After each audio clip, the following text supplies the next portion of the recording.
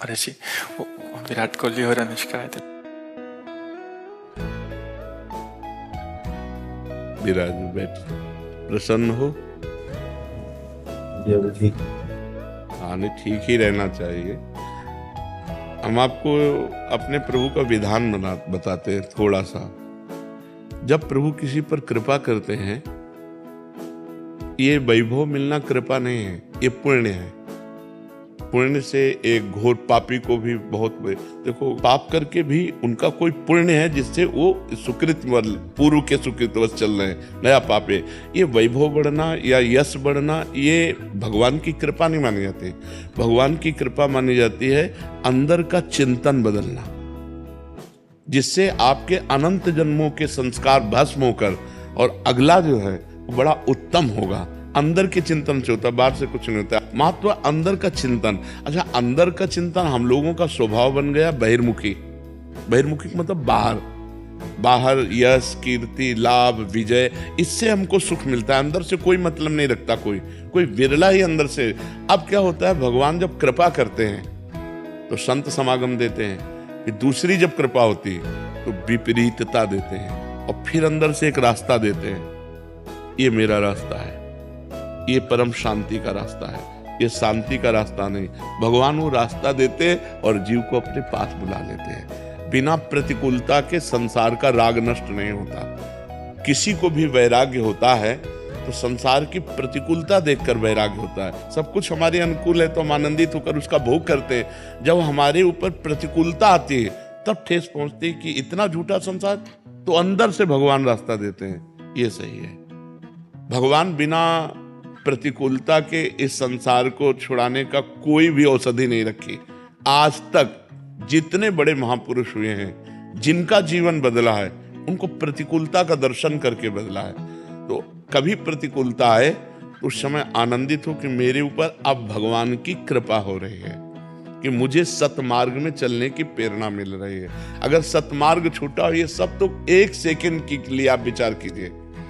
अब अपना सुधार कर लो, अपने जीवन को सत्य में ले आओ, तो अगला जो होगा वो बहुत जोर का होगा। चाहे जन्म हो तो श्रीवान, कुलवान, धनवान, वैभव संपन्न ऐसे, और भक्ति की अनुकूलता। खास बात श्रीवान, धनवान, कुलवान नहीं, खास बात भक्ति की अनुकूलता। अगर इस जन्म में भगवत प्राप्ति नहीं हुई तो भगवान श्री कृष्ण ने गीता में कहा है कि मेरे भक्त का नाश नहीं होता। मैं कुलवान, धनवान, श्रीवानों के कुल में जन्म देता हूँ और फिर पुनः भक्ति का माहौल देता हूँ, और पूर्व का जो भजन छूटा हुआ हो वहीं से उसको। अब बिल्कुल ऐसे ही रहो जैसे रह रहे हो, बिल्कुल संसारिक बन करके रहो, लेकिन अंदर का चिंतन आपका बदल जाए। अंदर के चिंतन में आपकी यश की भावना न रह जाए, अंदर के चिंतन में आपको धन बढ़ाने की भावना न रह जाए। अंदर का चिंतन हो जाए, प्रभु बहुत जन्म व्यतीत हो गए, अब एक बार आपसे मिलना चाहती हूँ, एक बार आपसे मिलना चाहते हैं प्रभु, मुझे आप चाहिए, अब संसार नहीं। तो बात बन जाएगी, तो इसलिए आनंद पूर्वक भगवान का नाम जप करो, बिल्कुल चिंता मत करो। बाबा, क्या नाम जप से हो जाएगा पूरा?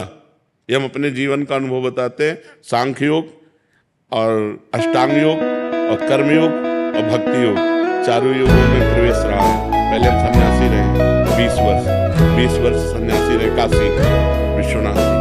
तो हम सांख्य योग, अष्टांग योग, जो अष्टांग योग है ना, अष्टांग योग, कर्मयोग, इन तीनों को अच्छी प्रकार जान करके और फिर भक्ति योग में आए। स्वयं भगवान शंकर से बढ़कर कोई ज्ञानी तो नहीं ना, सनकादि से बढ़कर कोई ज्ञानी नहीं। वो हरिश शरणम सनकादि हर समय जपते रहते, भगवान शिव राम राम राम राम राम राम जपते रहते। हम वृंदावनवासी प्रिया प्रीतम के उपासी, तो जो राम में राह है वही राह है, है ये रस देने वाली।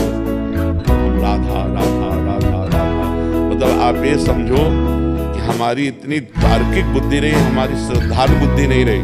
सन्यासी की जो बुद्धि होती है वो तर्क प्रधान होती है, कसौटी पर कसने पर। तो हम केवल भावुकता में राधा राधा का प्रचार नहीं कह रहे कि हमने सुना और ऐसे ग्रंथों में पढ़ा, ऐसे कह रहे, स्वयं स्वाद लेके कह रहे और विश्वास के साथ कह रहे कि यदि आप राधा राधा जपते हो तो इसी जन्म में भगवत प्राप्ति, इसी जन्म में। जैसे किसी से कहा जाए कि तुम सत्य बोलो, मंदिर में चढ़ के बोलो, तो हम मंदिर में नहीं, हम वृंदावन में बैठे, करोड़ों मंदिर इसकी समानता नहीं कर सकते। भगवान का परम धाम है। अगर राधा राधा नाम चल रहा है तो इसी जन्म में पूरा हमारी आखिरी श्वास यदि राधा तो मुझे श्री की प्राप्ति हो जाएगी, इसमें कोई संशय नहीं और किसी साधनों की कोई आवश्यकता नहीं।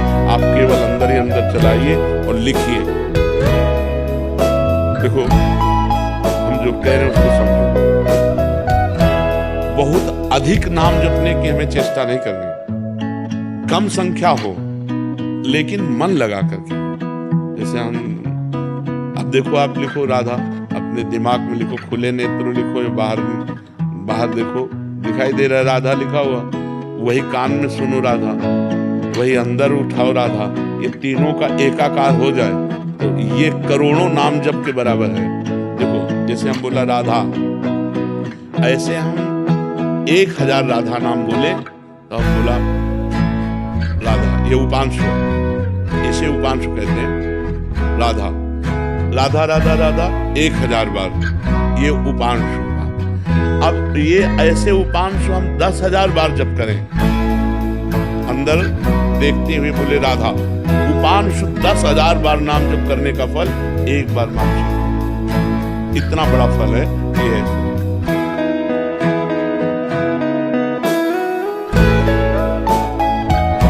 चल रहा है, नेत्रों से हम उसे देख रहे हैं, कानों से उसे सुन रहे हैं। आप देखना कि अगर मन भगेगा तो आप लिख नहीं पाओगे, अगर लिख रहे हो तो मन भगेगा। तो चाहे 10 बार लिखो, 100 बार लिखो, लेकिन एक अभ्यास बनाओ ऐसा कि कुछ समय शांति से स्नान आदि करके बैठ गए, राधा राधा लिख रहे हैं, उसी का चिंतन कर रहे हैं। इसे अपना जीवन बना लो, फिर आप परिणाम में खुद देख लेना। कोई घाटे का सौदा तो है नहीं, ठीक है।